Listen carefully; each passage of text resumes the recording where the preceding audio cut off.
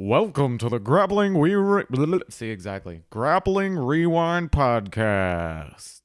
Welcome to this week on the Grappling Rewind Podcast. In this week's show, we're going to recap Gordon Ryan versus Felipe Pena 3. As always in the show, I'm your host, Maine, to my co-host, Rob Sullivan. How you doing, Rob? Good.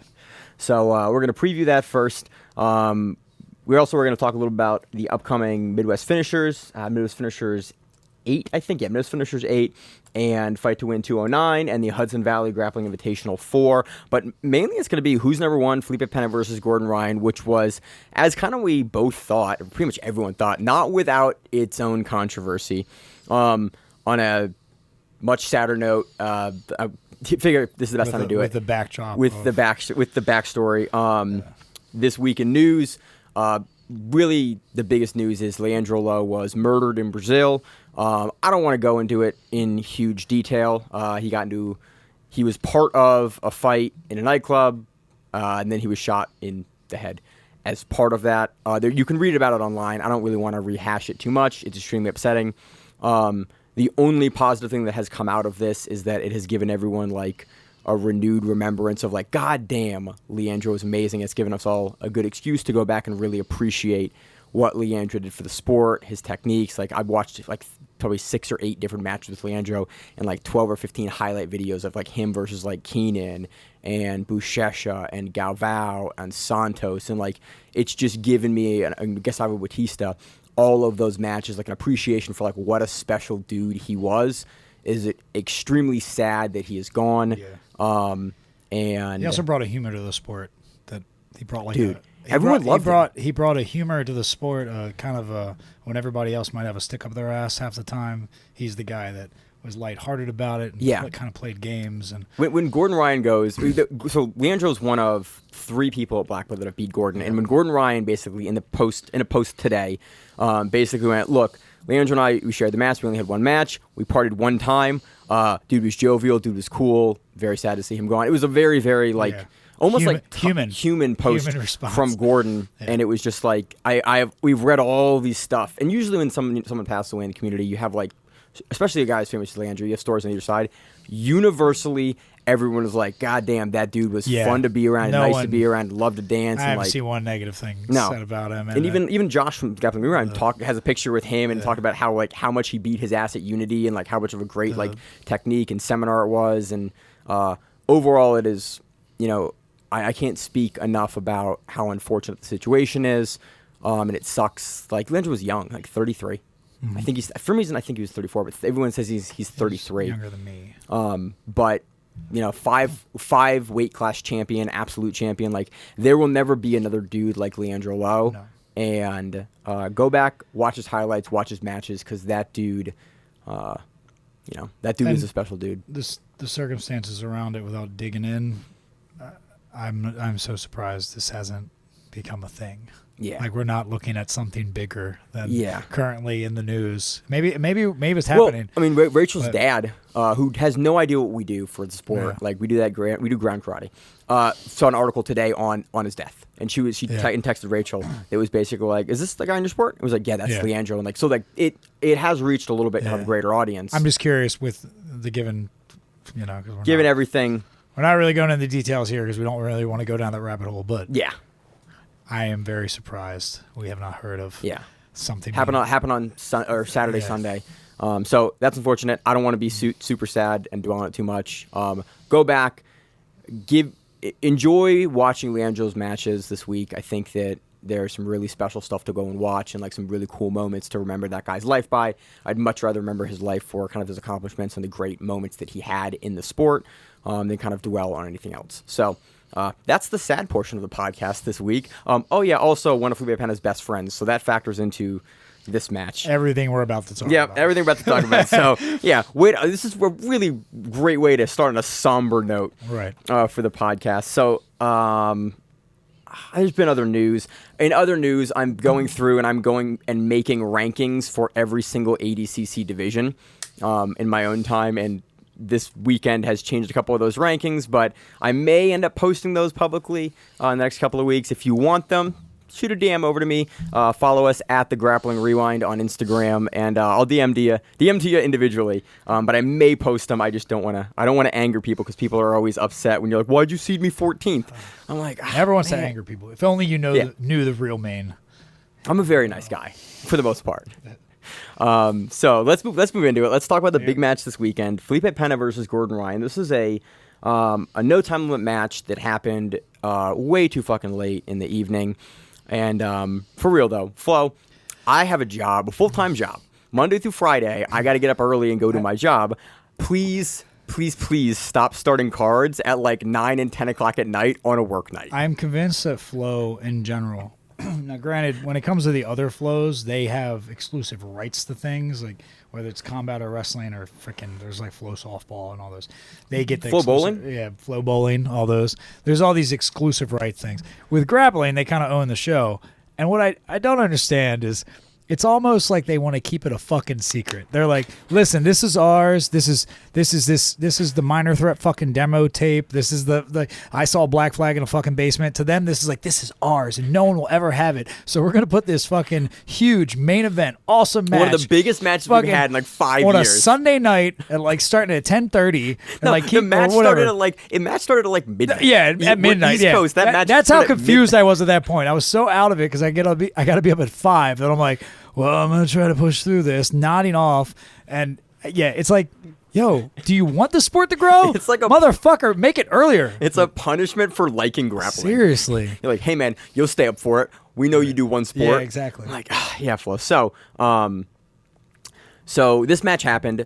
This match came out, started pretty normal. A couple of big pieces that I noticed initially was like, this is a no time limit match, so temper anything you saw with that in mind. That like these matches, especially with two high-level guys, can go 3 hours. When you have two world-class guys, we saw it a couple weeks ago with Isaac Michel and Kyle Chambers. Was like that match was 2 hours and 5 minutes long, and those guys are like of not the level of Gordon Ryan and Felipe Pena. Like very good guys, but that match was 2+ hours long. Like Gordon Ryan and Felipe Pena, if they play safe, because the first guy in a time limit match to get tired loses. And both guys have had these matches before. They know that. So you go into that match working at a speed that you can maintain forever. Like you'll get tired, but you're not going to gas yourself out. You're not going to overcommit. So the level of attack and the speed and everything you do at the beginning for the first 30 minutes or an hour, as kind of Gordon talked about, looks different. So whenever we kind of, when we're breaking this down, I want that to kind of be in the forefront of your head of why things may have gone that way. Why things were boring if you're listening to why it. things were They weren't boring. They weren't, honestly, for, I would say, this was definitely a match where if you didn't know where you were watching, you're like, huh. So they're going to like do stuff? Because you're not really seeing the small little nuances and intricacies. Fucking 50-50. Felipe Pena's 50-50 game. That, but like if you just start with the standing, I won't call it what I usually call it, the wrestling. You call it shitty wrestling, Rob. I think is what you call it. Brazilian shit wrestling. If you don't know, Rob's background is like actually wrestling. Yeah. So they know. If anyone actually remembers me, they're like, oh yeah, that's an asshole you bring on here just doesn't understand. It talks about wrestling. Rob's a wrestling guy. But they brought it up, and it's very apparent. Meregali and Lovato. But just him specifically in his last two matches. And then Gordon's last two. There is a very obvious game on their feet. It is collar tie, foot sweep, underhook, back take. Collar tie, foot sweep, underhook. I mean, even like all the new guys, shuck to a back take. Like even Bodoni does the exact same thing. Yeah, they have a formula, and which like I appreciate that. I greatly respect the structure of just this. I repeat, this. And you have, if they do this, you do this. And that's a Danaher thing. That's a totally it's building a system and a flow chart. He loves systems, and it makes sense, and I do. I respect it. I love it. Like, I am a fan of those type of things. Watching it, sometimes when you get to high level, you're like, all right, man, when are we going to do something here? But I understand why. And in this case, you're talking about a game of inches, especially early on. Mm-hmm. Both guys are fresh. For the first time, in my opinion, you're seeing Gordon like there's a swag. He's got his typical swagger, but his swagger takes some bumps. You see him have a level of respect for Pena's game He has to think. that he didn't have for like Wagner, Jimenez, or Pedro. Yeah. Where he's like, No, I'm not gonna at crush all. through Not you. at all. I'm the big dude here. This is a match that Gordon wants back. Gordon's lost to Pena twice, and so Gordon's gonna come in like absolutely taking this seriously on his A game and go, I'm gonna fight you for those inches. I'm not gonna capitalize on mistakes that you may or may not make. But I'm gonna push you into my A game, and not in like a joking, playful way, in like a I'm here to compete kind of way that we really haven't seen from him in a little bit here. He eventually did pull, right? That's how he did. He pulled eventually. So he eventually pulls, and I think the initial one. Again, this is a 45-minute match. I don't want to recap the entire thing. If we fuck stuff up, DM us on Grappling Rewind. Every week I get a couple DMs for like, hey guys. The big thing that became apparent across the whole match, Gordon stopped liking being on his back. That became a thing, and it wasn't early, but it became slowly as it went on. He did not want to be on his back anymore. He didn't want to deal with Pena's passing pressure because in historically in their matches prior, especially in the 2016 match, Pena repeatedly passed his guard. And Pena had a way of doing that and has a comfort in doing that. I think Gordon went, look, I'm not going to chance it here that maybe this match dynamic is a little more similar because on the feet, all of a sudden, Gordon's immediately not like kind of taking down at will and not where like it was much more even on the feet than we've seen from Gordon in a bit. Until Pena got tired. Like really, it was pretty even until Pena started looking noticeably sluggish.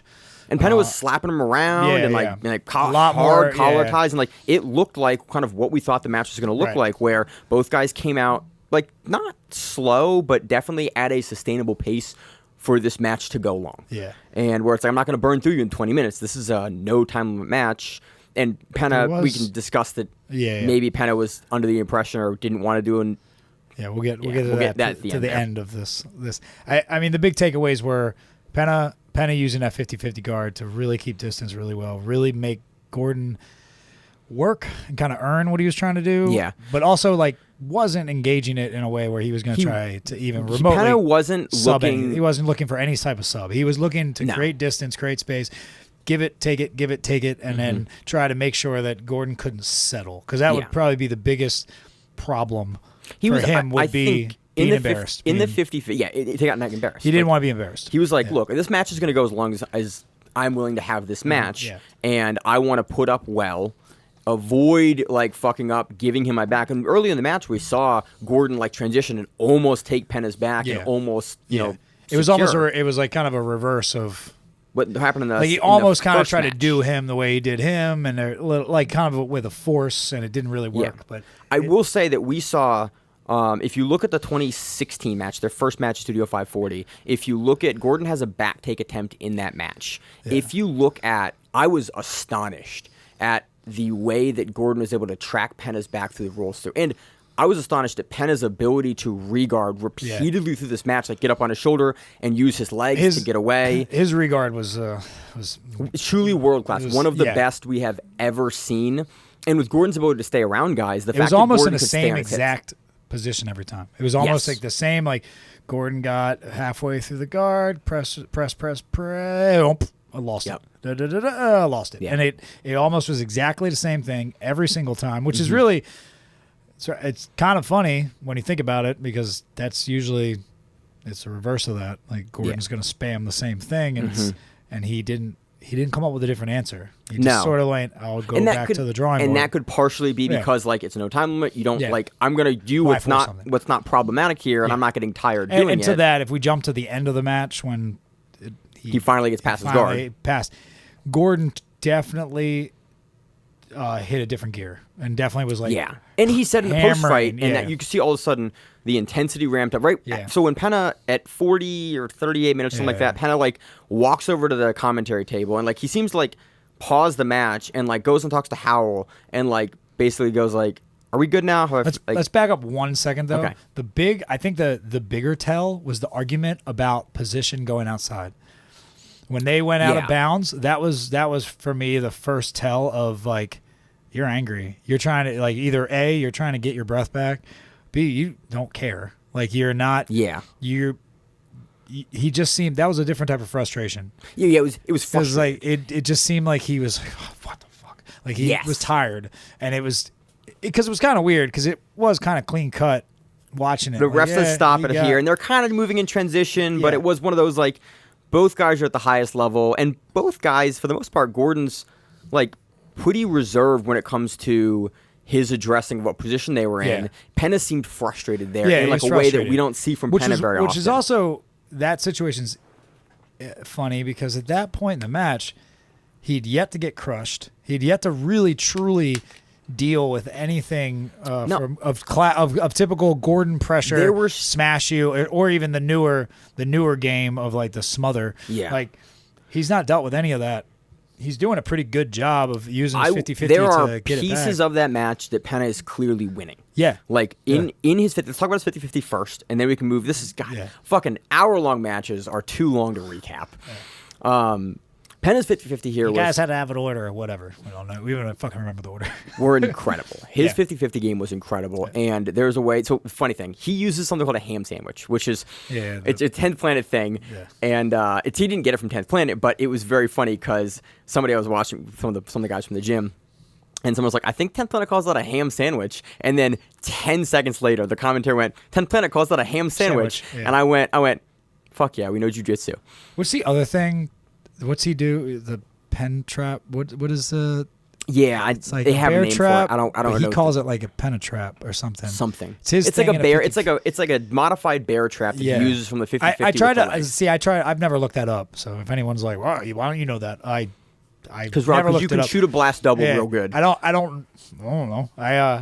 I didn't recognize what the hell they were talking about, and I saw he does it I think 3 times. I'm like, okay, I see what he's doing here, but it wasn't being successful aside from stopping something. Yeah, it was really Fenner was using the 50-50 and the pummeling of the legs in the 50-50 to get in front of Gordon's knee and trap his calf and foot behind Penna's knee in a way that prevents Gordon's forward knee cut passing. It prevents his lateral passing, and it really prevents Gordon from being able to get up and stand away from him without giving Penna access to his outside He's pretty much leg. his legs are straight in like a almost tuning fork kind of way, and they're wedged in, trapping him. Yes. And I saw what it was. I was like, all right, I guess he does some variation of it that's different than a bear trap, but I don't. Right. Yeah. It's like a reverse bear trap almost, with like legs are on the opposite side. It was really interesting because you saw Gordon kind of, I wouldn't say get stuck there, but definitely have to deal with that in a way that was like, okay, he didn't want to do it. We had to get out. Yeah. He had to get out of it. Like it wasn't even so much stuck. He had like fuck. And go back to the we're back here. And I go back to the beginning of the race. Back to the beginning, and that was really a lot of what was happening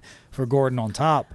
Early was back to the beginning of the race, and that was the most coming back. Impressive piece for me for the match was that Penna has a guard that Gordon legitimately at that pace with that style of match was not able to get through. I think had Gordon been able to get through it, he would have chosen to get through it because you saw him legitimately trying to get through at that speed. Yeah. Gordon at the beginning with him matching speed like that at Penna couldn't get through that guard. Yeah, he honestly needed him tired. He needed him tired too. I think even if that gear was there, I think early in that match, Penna's had good speed early in the match as well, and so I'm very curious to see. I'm just saying from the demeanor change, what happened around the 38-minute mark to that after the going out of bounds, there's a obvious change. Penna didn't want to be there, and whether you could tell Penna was like something flipped. Yeah, where it's like Penna put on a good face and did whatever he could do.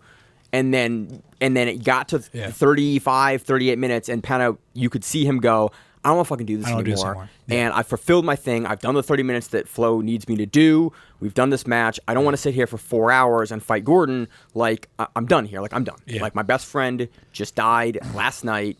I don't want to be here in the first place. I wanted to push the match and all of the drama that is associated with all of the discussions for that. He's here. He doesn't want to be here anymore. Like, I'm done. So we're going to fight at ADCC anyway. 30-minute mark. He goes over the table. He says something unclear that we're like, what is he saying? And you can't. And then the flow table says they don't know what the hell he's saying. Yeah. Like, no one really understood. You got a whole loud room and everything else. You know, who knows what he actually said. And the referee kind of pretty much swats him. Like, hey, come on. Hey, we're still fighting here. Turns around, goes back into it. One of the most brutal foot sweeps of not only that match, but like the whole damn night. Because the mat was slippery. Yeah, And so no, it was a Gordon- double down thing. He goes collar tie foot sweep, and that thing sends him in the orbit on his neck. Gordon hits a really, really good outside foot sweep off of a transition when he has Pena body lock. Yeah. And he dumps Pena like onto his face and shoulder. And if you've ever been taken down like that, shit sucks. Yeah. And Gordon's, I don't know, 220 something. Like both those, that's 400 pounds of dude coming down. And Pena like lands, regains his guard, doesn't let Gordon take his back. And then, again, plays the same 50-50. Gordon then passes, finally. This is when you see Gordon. This is when it ramps up. That takedown was like the gear shift. And you saw Gordon go, cool, I'm going to ramp it up to a level, and we're going to start ramping up. And there was something that broke him, if anything broke him. If he didn't come in, and let's be honest, it could have been he just hit a point in the match where he didn't want to be there. It could be everything with the Low, and he finally had enough, but there was a demeanor change that looked like, I'm done. I don't care anymore. Yeah. My pride is over. All the ego, fuck it. I'm going home. Yeah. And that's what it looked like at that point. It looked Because like once Gordon ramped looked it up, like he it was wanted to walk off the mat. Right. Like he's like, Yeah. and like that's a. And it also that's seemed weird. like he fought it initially, and when Gordon got to the pass stage, he only did enough to make sure he could clearly say, "I'm done." Yeah. Like that's what because I watched it twice, and I watched the end of it twice, and I So you watched that I whole saw thing? no. I watched the first 20 minutes. Then I watched the second half of it. Then I went back and watched some highlights. And that end sequence, you see him kind of get to a stage where he can,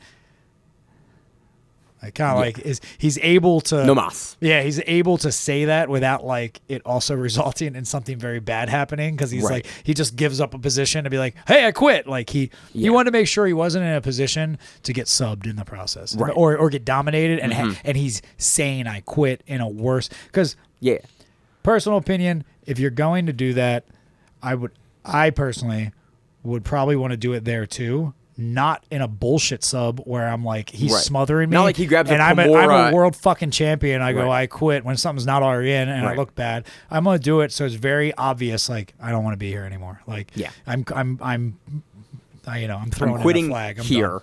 done. As opposed to like in a deep sub. And I think after the pass, that's where it looked like it was going. Unfortunately, like for me, I think the internet has pretty much. It's very definitive, and I think you can obviously look, and it looks very definitive.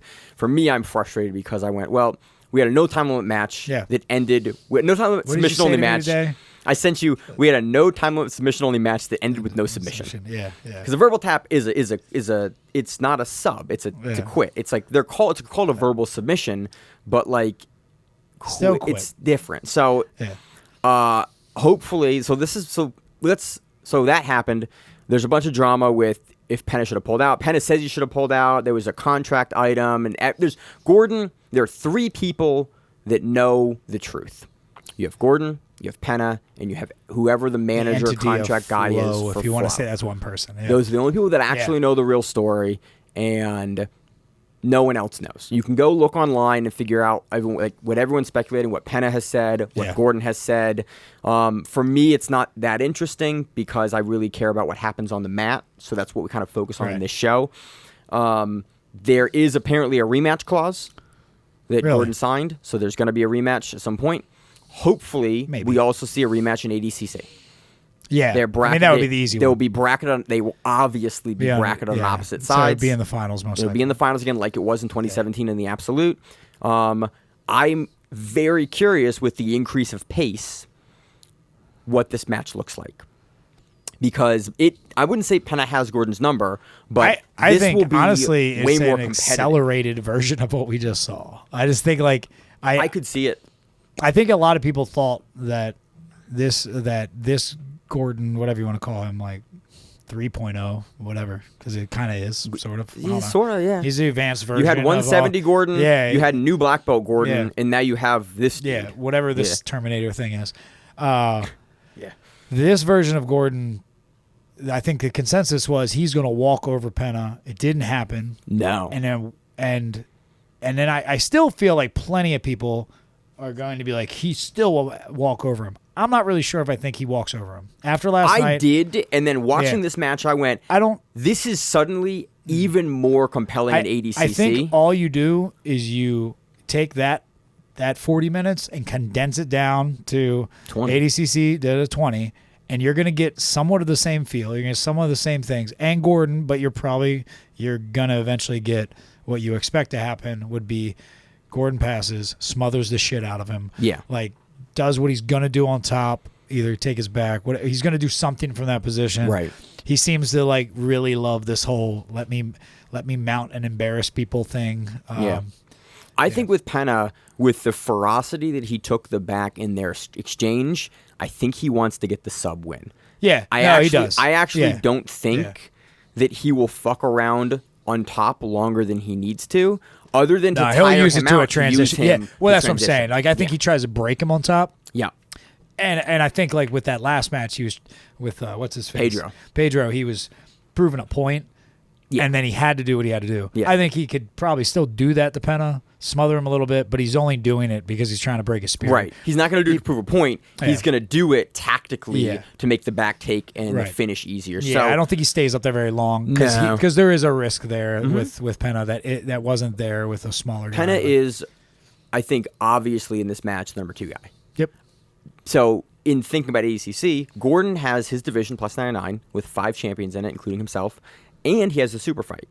I am immediately much more interested in that fight with Galvao. What is going into that? Like, that's a long goddamn day. Like, that's a tough time. That's a long day. And also, Galvao beat Pena. Yeah. And, like, looked okay. And Pena was, I interviewed Pena on Third Coast Grappling's podcast a year or two ago, probably a year ago. And we talked about that match, and basically Pena was super sick for that match, and he had a bunch of, like, I think staph, or like he had streptococcus in his throat and had, like, surgeries after that because he was super sick. He couldn't train right leading up to that match. What version of Galvao do we get versus Gordon? And I think that maybe Pena, Galvao, and Gordon are a closer level than I thought after this performance, in a way that I didn't think. The one before. thing I'll say this: if you had me on their feet, Gordon can, and maybe I'm wrong here, I don't think Gordon pulls off that high stance, foot sweep, like just not on Galvao. Not on Galvao. Galvao is super diligent with his posture and his standing. He's definitely the best heavyweight wrestler outside of, like, in jiu-jitsu. Outside of a Nicky Rod. Rob, you couldn't roll your eyes any harder at that in jiu-jitsu. Well, all right. Like, I'm not trying to be some snooty purist here. The thing is, like, they're different styles. They're different sports. You can be more upright in jiu-jitsu. Yeah. But Galvao is very good at not being upright and blowing through big dudes. He runs. Even one of my favorite fanatics is watching the Galvao single leg shit, and I'm cracking up because it's stuff I'm like, yeah, if you're a fucking monster, you can do that to people, because the way he whips on a body, I'm like, yeah, you can do that, but not everybody can. It's like Esteban Martinez. Yeah, you do a flip here. Exactly. Yeah. Hey, what man, you want to do right here is a handstand gainer over the guy. Oh, do I? But that it's one of those things where I think Galvao, and Gordon says it. What's he going to do? Take me down? He probably is going to take you down. But what happens after that? Like, and we've talked about this before. I think Galvao's path to winning that is, boring as shit. It's not an entertaining match. Tactical. It's tactical as hell. And Galvao is one of the guys that Mo talks about as having some of the, if not the best, coaching and understanding of the rules. I think 100%. He's up there with John and Gordon. Yeah. And so you're going to get a guy that's not going to make a tactical error in that entire match. Trained for this only match for 2 years. He's had a 1FC match that looked like, whatever. Yeah. But he's only been training for Gordon for 3 years. Yeah. With the anticipation of doing that. You're coming out of that tournament. You got 5 champions. You got a possible rematch with Pena. A Pena who might be a little more thirsty. He also could be more broken. Who knows where his head is mentally? You don't know. You don't know how tragedy affects people. And Pena and Lo were very close. Yeah, like you don't know what that means. Each other, he did not have the time to take that in. Yeah. He didn't have the time to. He was pretty much at that point suppressing what he could to get into a match. In my personal opinion of a person who's dealt with a loss in, like, close confines, like other life events, like you don't always have time to process it when you're that on top of something, and you almost have to go, this is going to have to wait. I put a pin in that, and essentially, and then it hits you. So he has plenty of time, and in my opinion. 6 plenty weeks. of time. I don't know though. I don't know how close they were. So it could be a thing where he might want to take time off. He might want to step back for a minute. He fucking knows. He pulls out, pissed off. Who knows? Right. But either way, whatever the hell happens in that tournament, Galvao is I got Galvao as a much more live dog. He's and a much more live I got dog, about a year and a half of podcasts, and I'm like, ugh. He's got to be salivating at this, watching that match, going, oh, there's like the king is showing some chinks in his armor, per se. Yeah. But yeah. So very interesting match. Again, I'm super happy that we got the match. Like we finally got it. Again, this match was never going to be without controversy. I was legit figuring it wasn't even going to happen when Lovato died, or not Lovato, when Leandro Lo died. Yeah. I was like, I bet something's going to happen here. Because when you're looking at that card, guys who I would expect might pull for Meregali. Yeah, and Lovato. Mm-hmm. The rest of them are too young. The rest of them have no I don't know the personal fucking relationships to any of these people, but if I had to guess, age-wise, competition, who they've been around, their life, all that, you're in who would be affected by this mentally? Mm-hmm. And I mean, Lovato talked about like Lo being at his house 6 months ago and like staying with him. He's and, the one I figured would be the most messed up because he's the one you've got the American that probably, again, you didn't have to tell me that, and I would have guessed. I bet you put him up in his house. Yeah, because he's been around so fucking long that it's that would I would assume. Yeah. So those big three at the end are who I would assume would be the most messed up over this. Yeah, which one of them is going to get the most fucked up? Right. And I figured the chances of it being Lovato and Murgali and Pena. So that's that match. Any kind of closing thoughts on that, other than like I am now much more excited for a rematch because I want to see, like, in a different rule set and confines, like, how does it look again? Like, if you accelerate it, what does it look like? What's the ADCC rematch? Yeah. And then Galvao, for me, is now a very live dog in that super fight in a way that I hadn't, I want to say I'd written him off, but I just thought that Gordon had gotten to such a level. This is, again, weird no time limit match that I'd say like look as dominating as I anticipated it. If you're the person setting the betting odds and you watched last night, that swing that was probably going to get you paid on the bet on Galvao, he probably started losing a little bit of money. Like he probably started thinking, oh well, Gordon. I don't know if he's in trouble, but it's not. It looks like it's not as clear cut as I had 2 months, 2 days ago. All right, where do we want to go? So let's do let's do it. Let's do Lovato versus Murgali. Cool. This is Murgali's third Nogi match going against Lovato. Lovato is, we looked it up last night, I think silver medalist or bronze medalist in ADCC. Very Bellator, was he middleweight champion? Bellator middleweight champion over Musasi before he had the brain stuff that he went back to. She's like, oh, the commission's not gonna let me fight anymore. Guess I'm back to jiu-jitsu. They're pulling me back.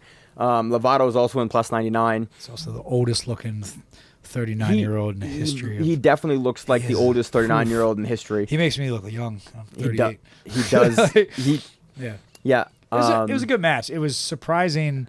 There's definitely. All right, Lovato has been in a long time. I actually wrote down the note that this is your typical like young lion, old lion story. Yeah, like that's what this is. Like you've got. We call it in fighting. They call it the conservation of hype, or like it's like you give your old veteran champions that have great skill sets but are like not in their 20s, like in their late 30s.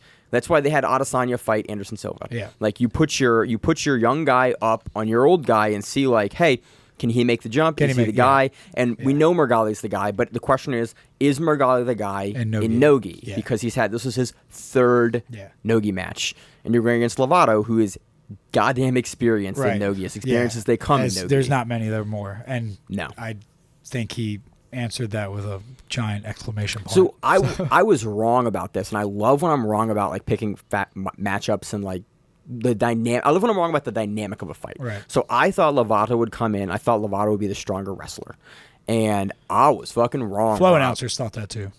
I thought that. But that game, that whole foot sweep, collar tie, underhook.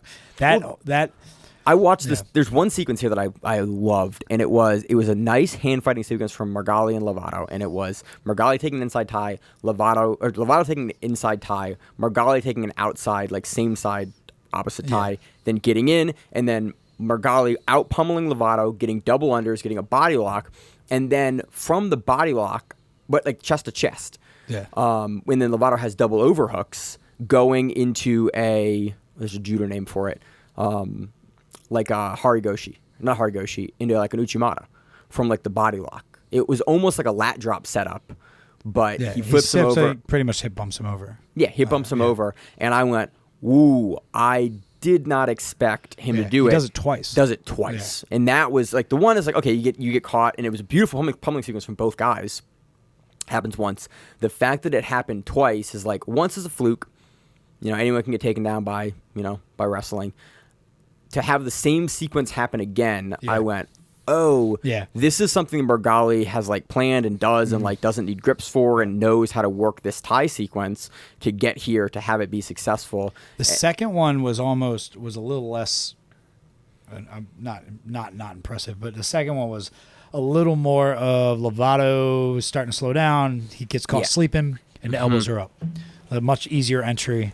He's sort of like their hand fight and boom, he hits it. Yes. And like big toss and it's done. That one was a little bit more simple. The first one was like, oh, and you saw Lovato get caught off guard. And I'm like, oh, shit. I had the notes I made on this was, once he gets him down, the one impressive part on Lovato's part there was like his guard retention. He's just stayed really calm. Like nothing that you could not have thought he was even in a match. If you just like zoomed in on his face, he's just like, yep, cool. And he'd retain guard. And something would happen and he gives guard back. Something would happen and he gives guard back. The few times that Meregali actually passed, he would never be able to settle. Like he would get through, other than the one time when he gets to mount. Yeah. And I went like, okay, well now he's in mount. Now Lovato's on the bottom. Yeah. Lovato probably has the strength to get out of this, but probably doesn't have the speed. Because one thing that Murgali has always impressed me with is, dude is a wizard with his speed and positioning in the turn, kind of like Mica Galvao. Like he's very burst too. Yes. Like the same thing with you're not going to burst the double out unders. of him. Yeah, getting those double unders came out of like do boom, and it was off to the races and he was in.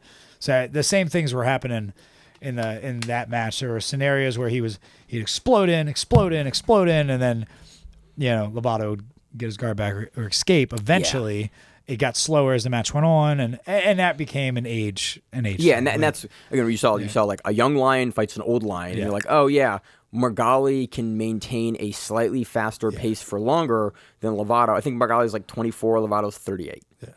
And it's like it matters. There's a 14-year difference in age there, and 30. And there's also the pacing just of what Lovato's used to now. Versus like he's this is for him. This is not a match style. This isn't a style matchup. He's got to love. Like he's not on paper. He's like, all right, I came to do. That's definitely a dude who gets his lunch pail, says time to go to work. Like that's him. Yeah, he doesn't probably look into it too deep. He probably knows what he's in for, and he's like, He had an Instagram live that I was annoyed I missed. And he was basically talking about thoughts going into the match and like what he planned to do. And I'm annoyed that I'm thinking about it now. I missed it in the lead up to it, so I actually want to go back and kind of see what his thoughts were beforehand. I just was surprised how he was really surprised he was as calm on the bottom as he was. But it was interesting to see him like play from the bottom for a sustained period of time, because Lovato's the dude, like he gets you down and then you get to watch his like pressure passing just wasn't there in this match, because Murgali never let him get there. And I went, okay, Murgali is the old dog in the fight. I mean, as the same age guy, and not anywhere near the fucking level of him, is you got to get to your position first, and if you don't, that's when you find a young guy. Suck. Yeah, like you see it in the gym. You walk into, you see it. You get two guys that are pretty even in skill, whatever you want to say. One's a little bit older. The young guy will get the advantage if he gets going first. But the thing is, he'll get it going, and then that older dog who might be just as skilled, he's in a dryer now. But if that old dog gets latched in and he's like, yeah, these teeth break, I don't care. Like that's where it is. Like he'll lay into the thing he needs, and he's never gonna fucking give it up, because he's like, no, This is I what know, they do, I know yeah. what you can do. You're fast and young. Fuck you. Right. And Lovato, like, once he got stuck in that dryer, as I used like 5 metaphors to describe this, like dogs. Good, fucking Rob. I was cleaning clothes, whatever. You bring the Yeah. metaphors to the podcast in a Yeah. way that none of the other co-hosts do. And all I over the place appreciate it. metaphors, but you get what I'm saying. Like if he would have got, I feel like if Lovato would have gotten an edge at one point, maybe that match would have got slowed down, and we would have seen Yes. him being able to kind of like grind on him a little bit, maybe take some wind out of his sails. But like, it just never happened. Yeah. Like, So Nicholas that- was like, nope. And so that's I am much more confident in Murgali now after that. Yeah. And I'm very interested to see how both of them look in ADCC. Again, we're going to see them opposite side of the brackets. They should have a match. So very interested to see how that goes. Moving on to the next match. Let's get other pieces on this one, Rob. Mica Galvao versus Alan Sanchez. I have a note I want to say. Okay, Rob. What you got? Kyle Chambers said this first. So now it's the second freaking 10th planet guy to say this. And hopefully Maine doesn't cut this out. But these comments about this guy is going to actually wants to do jiu-jitsu. This comment seems to be an exclusive 10th planet thing. It's not. It's just it's But I hear it more from them than Okay. anybody else. And I feel like it's like an old Gracie thing. But the funny thing is the Gracies started on their damn feet. Like when I think about this, I'm like it. What does that? Here's what I mean. What does that mean? Like the guys that say it, It means that they want to have a shootout with you. It's like we want to go through stuff and we but want it to have doesn't even fucking happen. doesn't. In the Chambers match and in that match, it didn't fucking happen. Like so. I'm not trying to be rude, and I realize this is going to come off rude, but you essentially just defended yourself. Is that what you mean? Like, is jiu-jitsu is, I'm going to let this guy maul me? And I'm not saying he got mauled, but it's like, well, Chambers match, it was you're waiting. You're just waiting. Yeah. And at that Who's Next finale. Last night, it was, here gets Mica fucking Galvao, and it's like, and this dude, Alan Sanchez, he's a competent black belt, but you are walking into a fucking You're walking into the buzzsaw. youngest world champion ever, Like- 2 months off of winning. And that I'm sure when he was offered this, he was like, fuck yeah. Like, Absolutely. Because why do you turn that down? If you're on that level and you want to prove some shit, Absolutely. even if you go in there and fucking lose, as long as you can, maybe you do something that's like, Yeah. oh, well, I made him work. I mean, that wasn't the case. But, it was that match was, if anybody fucking picked it any other way, it's pretty much exactly what I thought would happen. But it is the exact match that we previewed in the show. Yeah. We thought Mica Galvao would take him down. Now, I did love the takedown sequence. It was brilliant. So Alan Sanchez, 6'1", much taller than Galvao, gets over top of him and does what big guys do. He throws a guillotine on, and he goes to jump it in the middle of the jump to the guillotine, which is like, yeah, you want to fight. You immediately want to sub Mica Galvao on the feet as quick as you can because that's like a dude you don't want on your guard. Like tactically, brilliant decision making from Sanchez. And Mica Galvao in the middle of the jump goes, "Oh, I'm gonna foot sweep counter you here," Right. and then takes him down off of the guillotine attempt in the middle of the setup for the guillotine, and then gets Alan down, gets through his guard.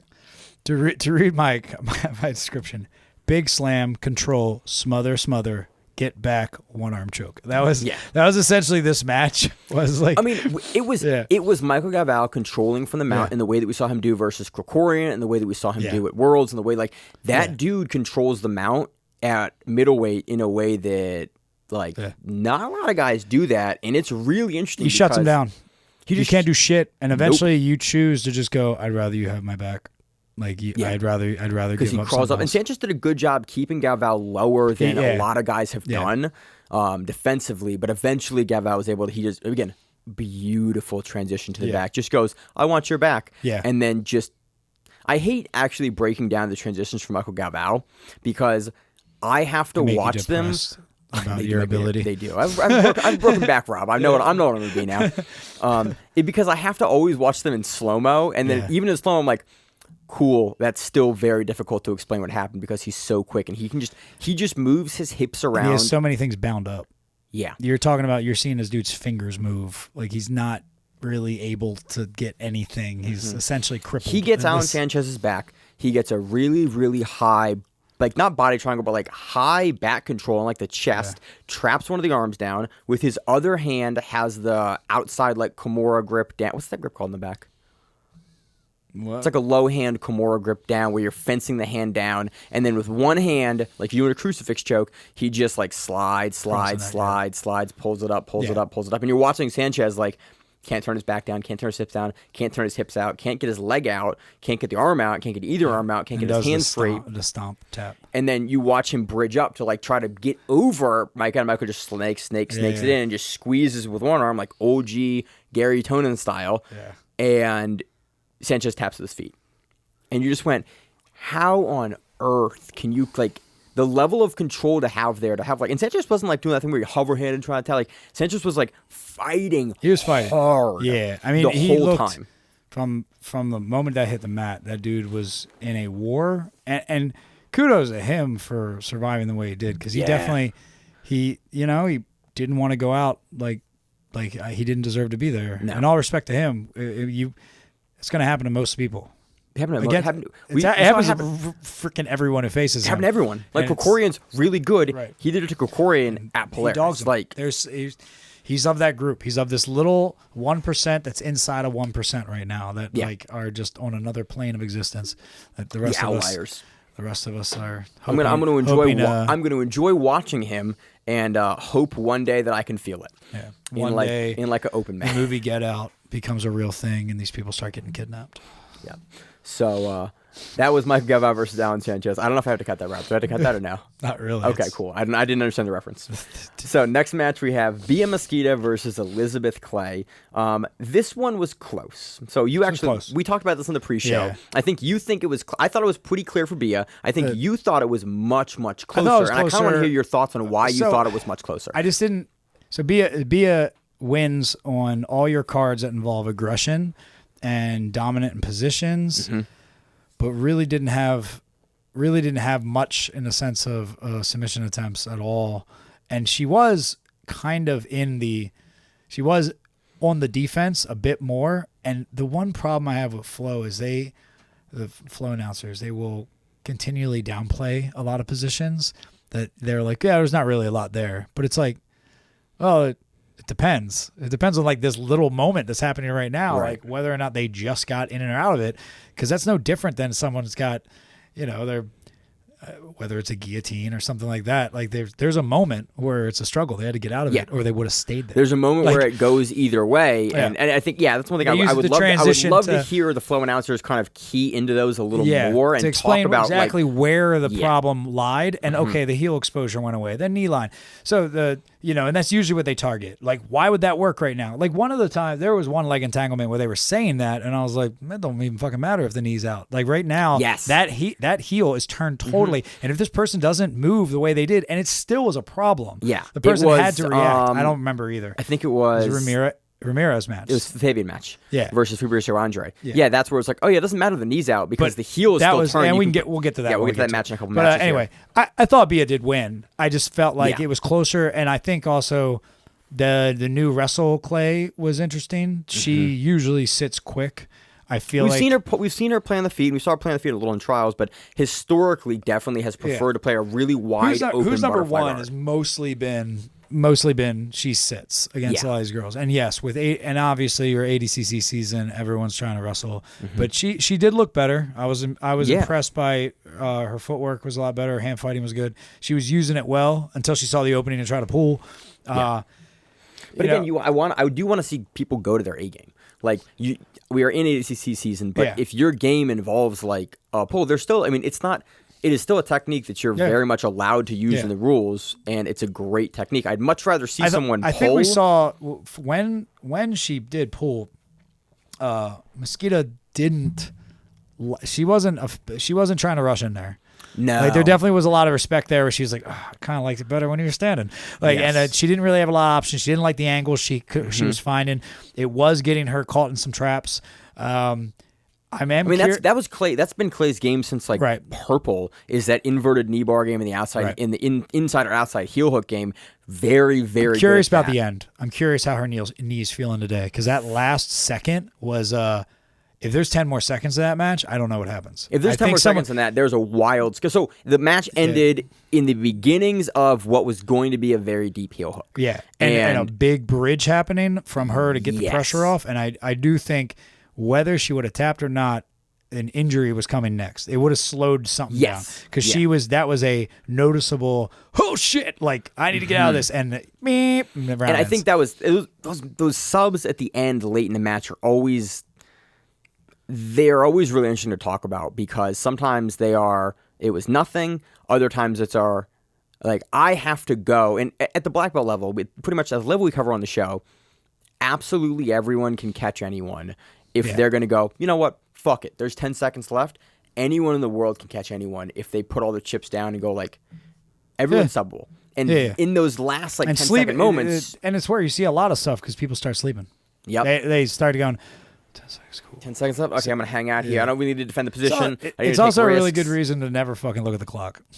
It's a good reason to not be a person who plays the time. And that's we do round after round and we do all this training and we all like, how long is this? What the fuck is going on? But like the more comfortable you are with long periods of time, whether they're... Look, Rob, I think once a week we should put a blanket over the clock. Yeah. I mean, it changes a lot. We just would If you've ever actually, and this is a kind of a training thing, if you've ever actually trained with a clock turned the other way for like a session, like not like, just a round, but like an entire session, first couple rounds, you're like, I get it. By like the 5th or 6th round of that session, you're like... Was that a rust beep? Where are we at? Are we starting a round? Yeah. Did you stop? Well, I didn't hear anything. I'm saying that like in the round itself, you're like, I'm thinking less about the clock, more about like what I'm doing because this round we're somewhere in this round and I can't rely on like, I got a minute left, I can fight this out. I have to fight the entirety of the round. I would suggest as an exercise, try it at your gym. Yeah. Being that my 2 jobs are Brazilian Jiu-Jitsu instructor, well 3, 4, whatever my fucking jobs are. I have a lot fight sports, Rob. You do fight camp sports stuff. Wrestling coach, fucking Jiu-Jitsu, personal trainer. All these things involve interval timing. So my brain is so in tune to that was 3 minutes. How do you know that? I just know. I know because like everything is tick tick tick for me, and it's rep tick tick tick. Yeah, because every day for me, 2+ hours of that day are 5-minute clocks and 6-minute clocks. But if you don't spend every day at the gym, it's a great exercise to do because we going to Andre yet? We're going to Andre. Again, I thought it was a great match. I thought it was fun. Yeah, it was a good match. Very curious. Again, Bia looked very good here. She dealt with the leg attacks well. I do really like that we saw more openings from Clay's game. We saw her being able to wrestle more. Like we just saw. She has strong ass legs. Yes, she always has some fuck. Yeah, I know, but this leaner version of her though is probably fucking stronger. Like it just looks. Yeah. It looked more powerful. She clamps onto legs in a way that's like. There were several situations where Bia was like noticeably stuck.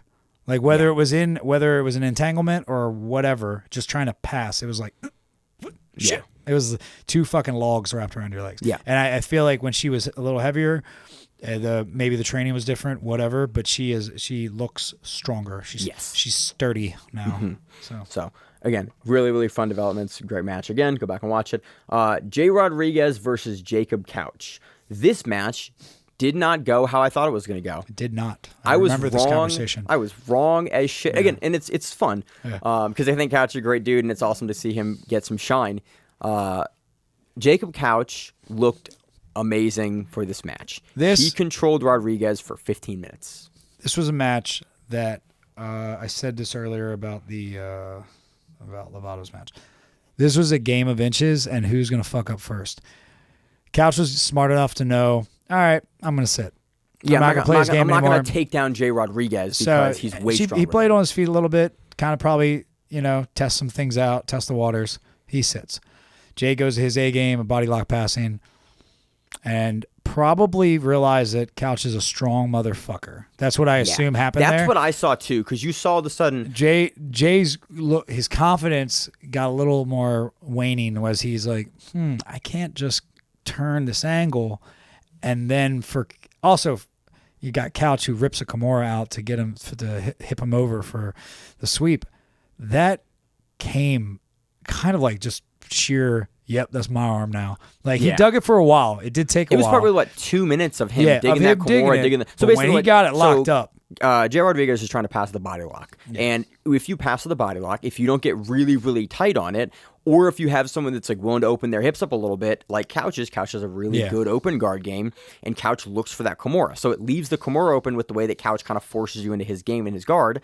Couch grabs it up, and then you see, and what Rob's talking about is you see J-Rod kind of like just try to turn to like open up some angle to free his arm to fight off the Kimura, and then you see Couch just not move and pull the arm back in. Yeah.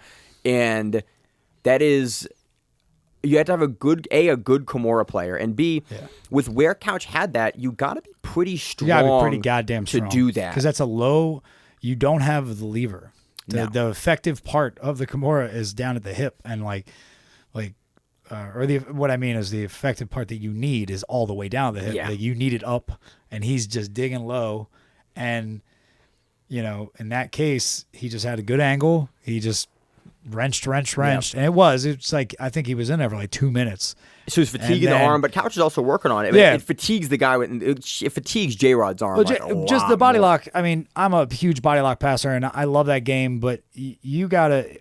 The few times I've ever run into big, heavy problems, aside from like big, scrambly, annoying guys, or not big, but small, scrambly, annoying guys, is big, heavy fuckers who are strong enough to pull my arms apart. Yeah. Which is like very hard per se, but it also. The Kimura has never been the fear of mine, and only once or twice have I ever had somebody actually separate my grip. But the thing is, if you're in there and you got 6-7 minutes going by and your grip is still there and you're like, I'm going to inch it up, I'm going to move here, your grip will eventually fail. And the Kimura grip won't fail. And the Kimura grip won't fail because you can rest. So, once you get control of the wrist or the forearm, you're just kind of like,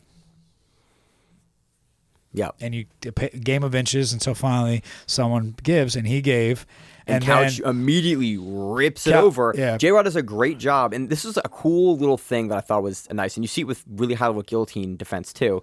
You saw Jay get his back flat to the mat, and it actually stops the ability for Couch to rip through the Kimura because the mat gets in the way. Right. And I went like, oh, Jay's really heavy there because if he gets turned up, the Kimura gets ripped out the side. So if he stays super flat. And the announcers made a point of it. Jay is the run of the litter over there when you're talking about size. Like, he's the smallest guy at B team. Like, okay, Ethan and him are around. He's a little bigger than Ethan. He's bigger than Ethan. He's bigger than Damian. We're talking about names. The big guys. He's got his brother. He's got Craig, Isaac.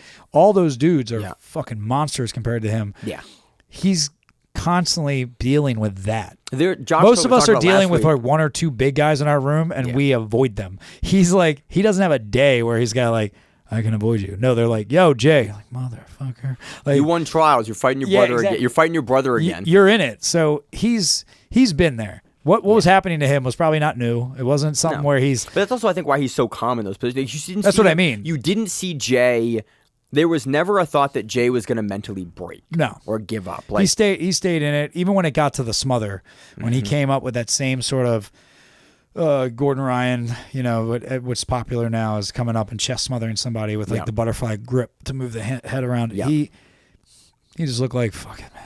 He looked like unhappy to be there. You're such a dick. And he was working to get out. Yeah. But Couch did a great job. Again, Couch did to Jay Rodriguez what Gordon Ryan did to Jacob Couch. Yep. And that was the match. Beautiful control for the entire time. Again, I like Couch because Couch is like a good dude. It seems like a good dude. In his post-fight speech, he talked about the Kentucky Relief Fund. If you're interested, look that up. It's basically there was in the place from Kentucky that Couch is from. There's been a big natural disaster, a flood. It's already a very poor region and area that basically, and Couch was like, they're already poor people with nothing, and now they have even less. So if you can afford to, make a donation. He seems like a very good dude. Yeah. Like I interviewed Couch. You can find the interview on the Grappling Rewind YouTube page.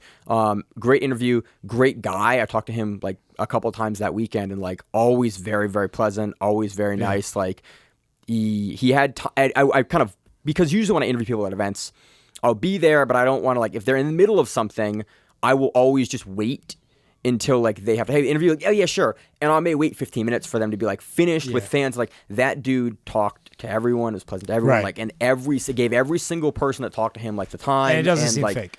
There's no. it was genuine. It seems was like a genuine dude. He was just like a good dude the entire time. And like I Yeah. spent a while before we got the interview, like kind of waiting for him to be available to do that. And he just was like cool. So it's awesome to see him put on a great performance like this over a trials winner like Jay Rodriguez. Couch, I think, in the next couple of years will make the transition. And I think he's going to do big things. Yeah, I agree. And I'm very I think he has the excited. benefit that Gordon has a little bit, and he can be a small guy. He can be a big guy, play a small guy game. Yeah. That pays a lot when you've got the hip mobility and the movement that you can be underneath someone. He's and be got like, some cool, really good attributes Try for to it. crush me because now I'm going to elevate your ass and take your legs. So that's a big benefit for him. He definitely can like armadillo himself very well. Just like, So super. Again, this is the performance that I was most impressed with because I thought it would be a closer match. I picked J Rod to take it. Yeah. This was a definitive match for Couch, and Yeah, Couch really it definitely- showed that like I didn't know who I was going to pick, but I will say it did not go either. It didn't go the way I thought it would go. no, I thought Jay could rally back maybe if it did happen. Which he has to get done bad, before. which he has done before, but that didn't happen. And I thought maybe Couch would catch something, but but hey. So good performance from Fun. Couch. Awesome again. I like this was a really really well matched fight. Yeah. It's awesome to see. Next match we had Fabian Ramirez taking on Fabricio Andre. Fabricio Andre done been working on his wrestling. Yeah. And that so was first, let's address that Fabricio Andre had like a weird pastel picture. I don't know that was why. weird. That was weird. I don't. It was I must like have been a- the it only was like person a that saw this because I'm painted- like, No, I saw it too. It was a freaking painting. It looked like what it looked like. It's a. I know the picture. Yeah. It's like they had a filter on the Over picture, top of it. and then they used that on the Yeah. broadcast. And I was- went, what the fuck? Did It I was not like see that? It was They like didn't show it a for very Mortal long. Kombat image. Like Yes. like they took a real life and they were like, we're gonna gloss this up. Yeah, I'm like, wait, what did I just see? And then when they showed it again, I'm like, huh.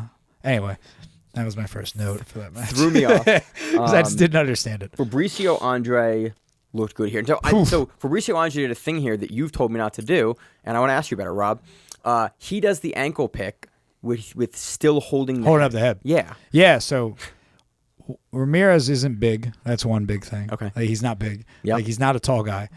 He's not any sort of wrestler. Okay. He stands super narrow. Yep. That was a big one. There's Okay. no heavy foot in there. There's nothing like he doesn't have a sugar foot, like meaning he doesn't have a penetration step ready.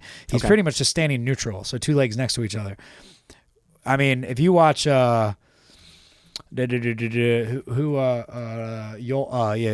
Jesus whatever. Yo Romero? Yeah, Romero. Yeah, him. Romero had an ankle pick where he would literally like bang your head and pick your ankle and throw you. Yeah. In Like, his because fight in Germany. With barely, yeah, but he did this in wrestling too, and he Yeah. would post pick hard as hell. He didn't bend your head down at all, but the fact is he's long, so he could Okay. like drag you down heavy on the tie and just pretty much like post pick you and up. go. Like it's the thing is like get the head down the best you can when you're trying to explain it to somebody. Okay. If you've got the body to do it, do it. In this case, what is Andre's? He's several inches taller than Ramirez. Is a short dude. I think he was a little. He was from. I think Fabricio was a little bit taller than. Yeah, he's also Fabian here. longer. That was a big one. Yeah. the body length was longer. There was so many benefits that Fabricio had over him that were just like, wow, he's just kind of messing with you. Like he was just a step ahead on everything he did. Like So- that big takedown. Yeah. It was a very great performance from Fabricio. He hits the ankle pick, and then he hits two different really, really big takedowns. Actually, Flo on Instagram has a video of both of them. And one, so Dude, you want to talk about yeah. the overhit, the 5-point throw first, or do you want to talk about the like? I missed this 5-point. What is that one? It's like I know the hip throw. Yeah, the hip. It's basically. So the hip throw is awesome. So it's basically a counter off of the Uchimata. Fabricio goes and basically Tayatoshis or Harigoshis over the hip.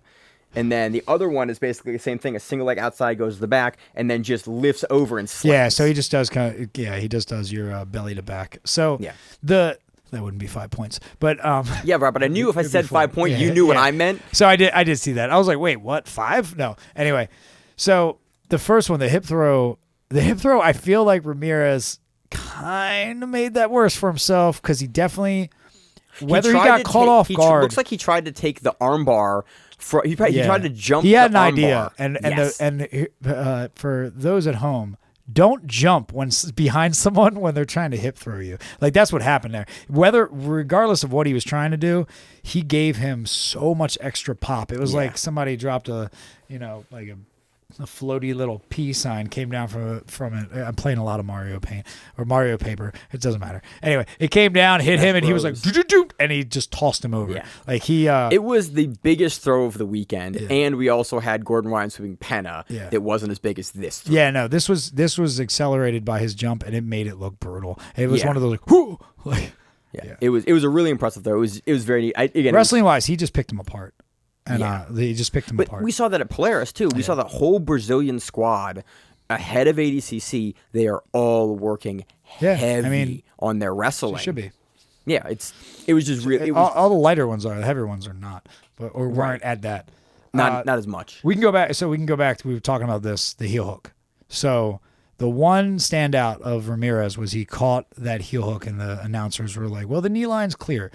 That was a situation where that was like, Yes, technically the knee line is clear. So there was one. It was basically Fabian had a rough go at the match, but he had two leg lock attempts, one of which was deep, and it was deep because he had a really, really good bite on the leg, and even when Fabricio had pulled the leg mostly through, Fabian still had a really, really good bite right below the knee. Like he pretty much pinched right at the knee and still turned that ankle hard. Yes. To the point that you could see the anguish in his You saw face. That was a Fabricio's big face one. go, Fabricio's I don't face like this. went from kind of cocksure because like the most of the match he's got a little He's bit been of passing Fabian's he's got a guard. little- He's been on yeah, top. he's got some swagger to him. Yeah. That face changed real quick, and you saw like oh shit, get off my leg, and like a little bit of anguish. Like it was there, and I but they downplayed it. And I'm like, he could have easily just a little bit more. He hurts him, but that was my takeaway from that one. It was interesting. I liked that Fabian. You're not out of. They call it clearing the knee line. Yeah. Because you have to clear the knee. If the knee is still there, it's not often we see guys lock at the knee. We see it occasionally as guys like transition out, but usually when we see heel hooks or big leg attacks, we see guys are above the knee and they're controlling it. When you're on the knee still, like Fabian is here, it's still a live dog. So your 1090 or anything coming out of 50-50 saddle, whatever, anything outside heel hook, like it's really the bridge that is hurting. Like you get the heel, you're bridging into it. Yeah. And then the knee line, you almost are at a level where the knee is like starting to get away from the knee line. It's starting to get lower than it, but you've got it lined up right in a way where once that bridge hits, the torque, the turning, the rotation is like the last piece if the bridge doesn't work. Right. Well, in this case, it was like, oh, he just didn't have the torque. He had the bridge. Yeah. He had the ability to hurt him, but he lost the ability to turn it when it became. Because Fabricio did a good job of getting his foot down and getting the heel.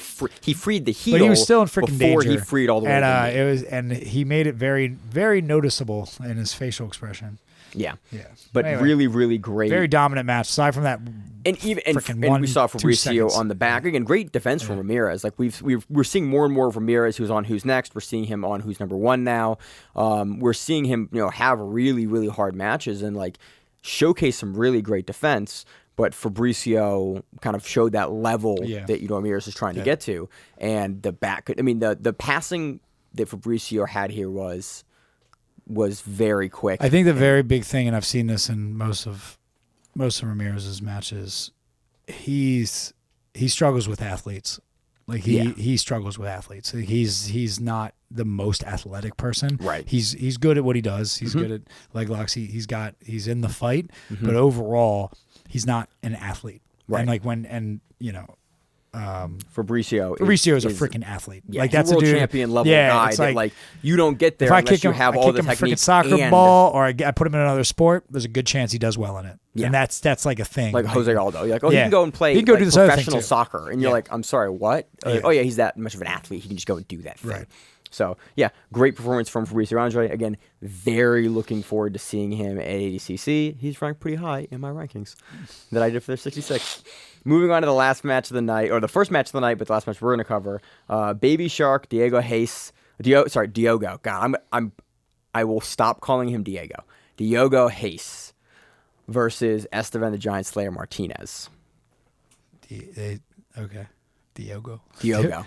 Diogo. I've called him Diego for somebody like freak a out on year. that? Yeah. It's Diogo. Hayes.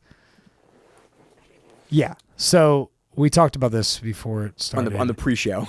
And the big takeaway from this, it seems to be a continuing storyline, is Martinez, as great as he is, I love watching him. He's incredibly fun.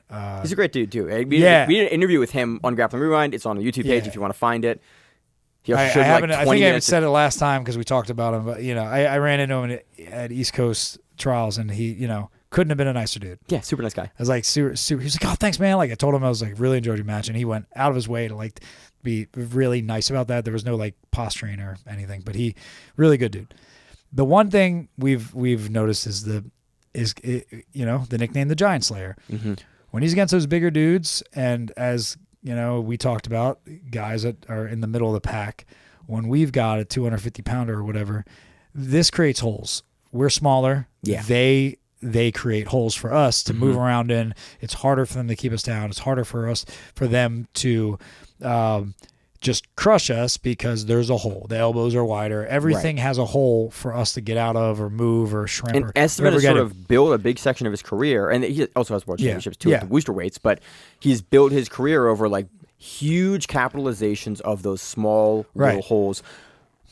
Diego Hayes is, again, bigger than Esteban Martinez. But it's only like 3 or 4 inches. And like 10 pounds or so. Or they're within 10 pounds. The holes weren't there. No, were they not there? No. He put on next to a clinic, and he couldn't do much to him, which we thought it was interesting that he was very much into, I want to submit him. He said that. Yeah, and he said it in interviews, and it was very funny. His post-fight was like, I want to submit him. That's what I came to do because no one's done it, and I can't fucking do it. It didn't happen. there was 2 moments in the match. One of them was so Diego Hayes is looking amazing. He's on top. He gets Esteban Martinez on the mount. He gets a really, really tight head and arm choke, and then he starts to slide off. And I went, oh yeah, he's not going to get Esteban Martinez. It was a choke that I was like, you put any other person at the weight class or above in that choke, they're going to tap. But you looked at where Esteban had his arm, and you looked at like how big his neck was versus the arm versus the head. Yeah. Esteban's proportions make him really, really difficult to leg lock and to choke. Yeah, against Mikey, we saw that. The bigger guys. Yeah. Yep. And it was just very funny, like looking at the counter, just like, oh, that's close. And I looked at it, I was like, everyone else, absolutely, you're going to get finished by that by Hayes. 100%. And I went, I don't think Esteban's going to finish. And then I was like, I think he's going to get out. And then 15 more seconds went by, and he fucking gets out. And Diego just goes, like, he just, Martinez has such a great ability to slide his arm, and like he makes a little distance with his torso and hips, and he like turns his hips up. And Diego just goes, he's going to get out. I have to let this go and transition first to counter him. And then Martinez gets out, and Diego goes, oh, fuck, I got to counter him. And like he gets back on top. And that was a lot of the match. There was it was mostly Esteban getting out of things. Like he wasn't really on the offense. I mean, was there? I feel like there was a little bit. There was a little bit, but it was really like Hayes would kind of address it, and then he would come out and back into the fight. And it was back in the fight. Yeah, he really didn't have much for him.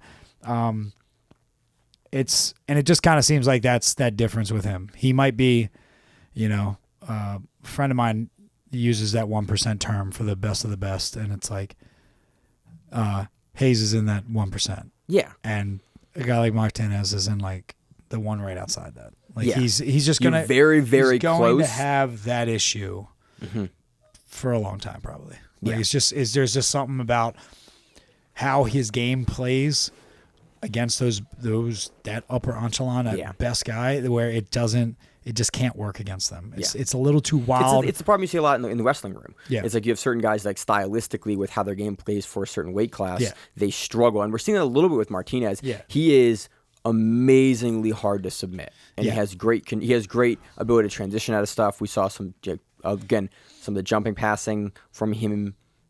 He is a great game, and I love watching him. I am curious to see, he is improving on stuff. I'm curious to see what improvements he does make for guys like Diego that have like really good passing and can lock him down. And guys that are getting better at figuring out how to slow him down, because earlier in his career, brown belt and black belt, we saw guys be unable to slow him down. And we're seeing more guys kind of figure out where to control him and to put him down, and stylistically and tactically choosing not to just have those firefights with him, because that is where Martinez does so well. And I'm curious to see how over the next like 5 years Martinez changes his game to deal with guys like, okay, they're going to control you, they're going to slow you down now. How are you going to deal with that, and how are you going to leverage your attributes to get around that? Yeah. Again, very, very great performance from Baby Shark. Doesn't submit him, and you just the post fight was very funny. Yeah. And overall, a really, really fun collection of matches. Wish that they didn't. Again, your flow's killing me.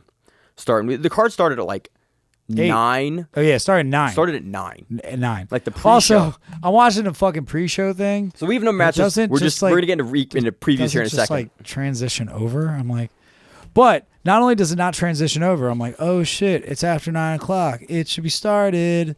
And I click on it. It's 9:10. That shit still hasn't started. I'm like, why the fuck hasn't it started yet? Like, I also don't ever want to see this event is in commercial break.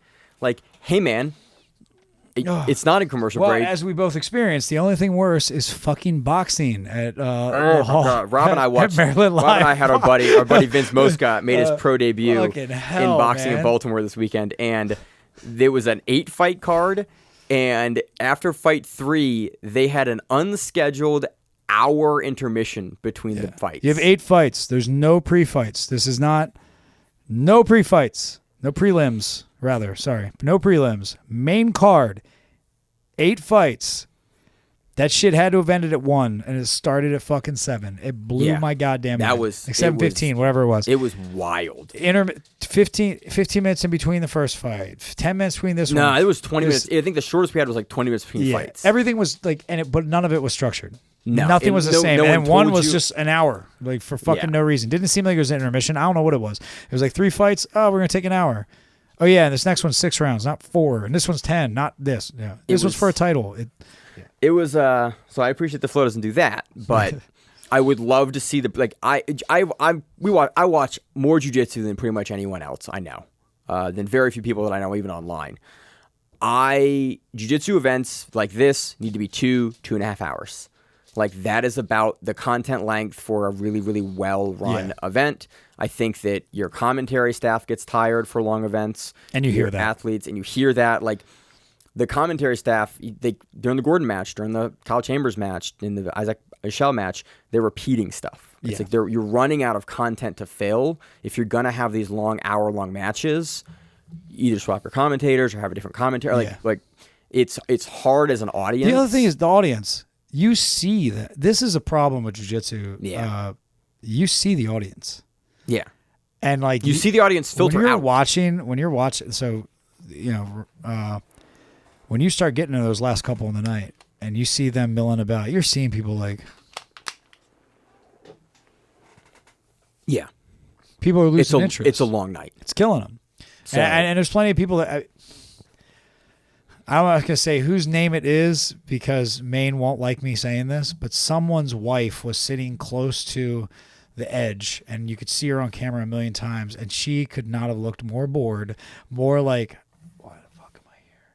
And it got worse and worse as the night progressed. And I'm like, God, just take her home. She hates you right now. but that, and then she's not the only one. It was just like many people around the edge, and you're like, they have checked the fuck out. The event's too long. And again, I think this is a great card length. This is a great card size. The card length was, was a great card length. It just needed to be an hour early, hour and a half early, 2 hours You need to do what earlier. like local MMA shows figured out, which is like, hey man, he gets knocked out. Next fight is like they are. You're on that go. One. Yeah. Round 1 is starting in 8 minutes. Yeah. Like they're walking out, you're doing walkers, and then we're gone. In Gordon Ryan's fucking case, he's coaching the guy before him, literally out there. And I had this discussion IBJJF, the DC one recently.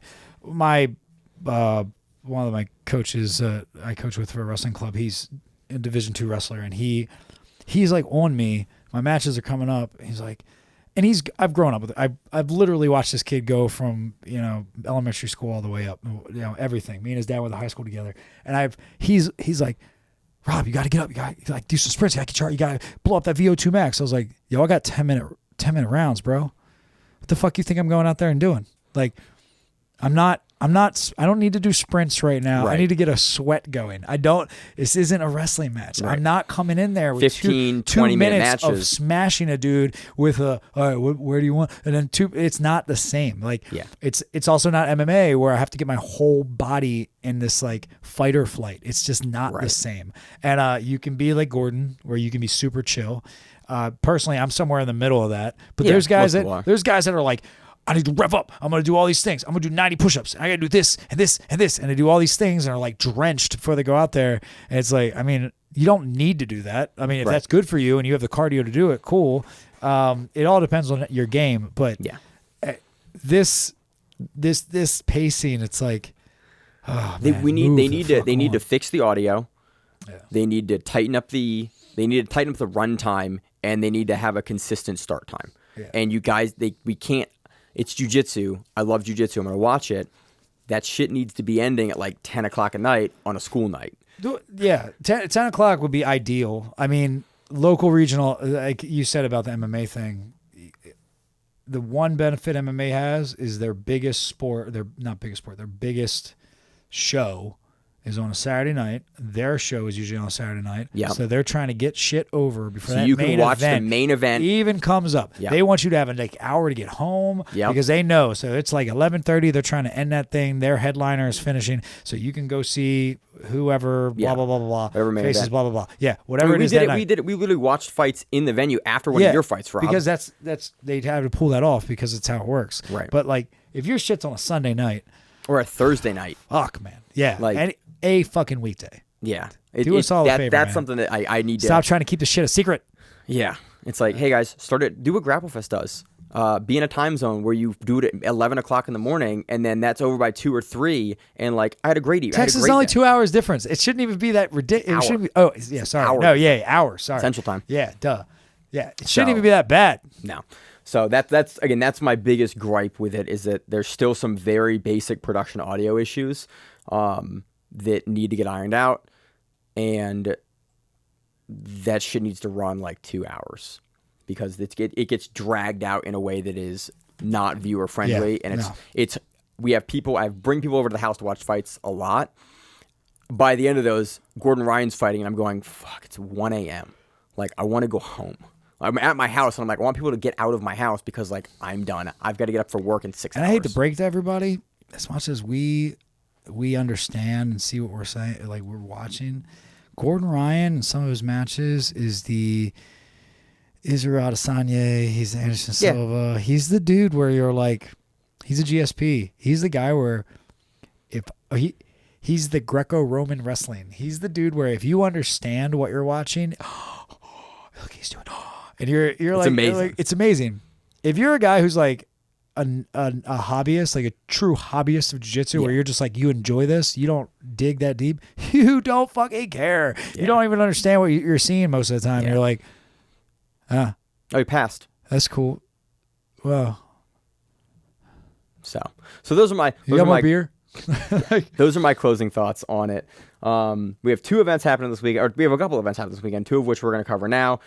We have I lost my train of thought there. We have Midwest Finishers Sub only, Midwest Finishers 8, a couple of super fights. We have a women's 145-pound championship with a whole host of names. You can find it on the Instagram. I don't have a bracket yet, so I don't really want to preview. In the men's 185-pound championship, we have front-runner seed Andrew Tackett. Very curious to see what Tackett's going to look like here. We also have a couple of fun super fights. We have David Garmo versus Christian Wojack. So I am very excited for that. I think this is actually on Flow this time, so this will be the first Midwest Finishers event, or the second Midwest Finishers. First or second to be broadcast on Flow, because they had Finishers. Okay. I thought it was Finishers or Midwest. I forget. Might have been the second Midwest Finishers they're having on Flow, which is awesome. We also this weekend have the Hudson Valley Grappling Invitational 4, a whole host of fun super fights. And so you can find all the super fights that are lined up there on Instagram. We'll probably cover the main event for that. We have Esteban Martinez versus Austin Daffron on that. And we have Sam Michael versus Eric Naples. We also have Cruz versus John Vina, guys that I've done commentary for before. I've actually worked commentary with Naples before as well. But those 3 matches for me for the 155-pound championship for the Vina match.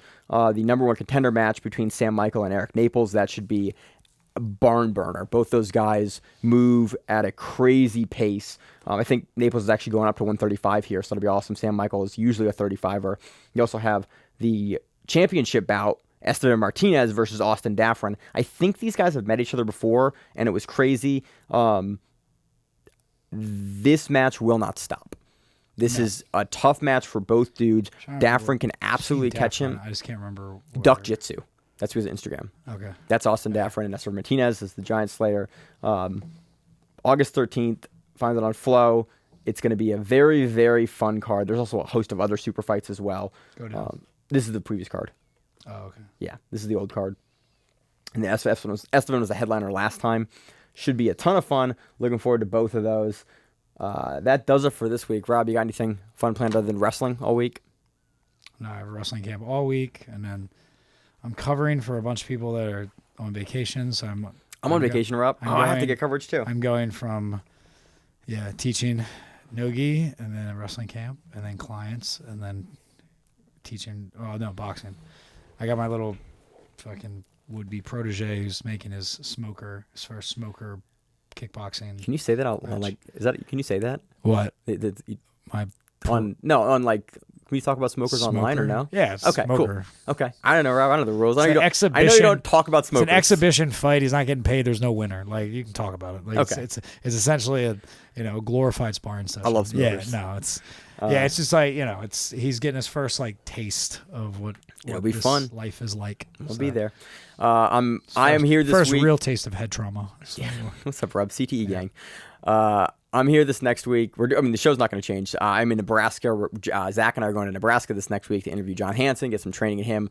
I've never been out to Omaha, so that was fun. I can talk about that now. If you listen from Omaha and you want to say hi, hit me up. I'm going to be there for like 36 hours. It's going to be a very accelerated, very fun trip. Got some new camera gear, got some sound equipment out.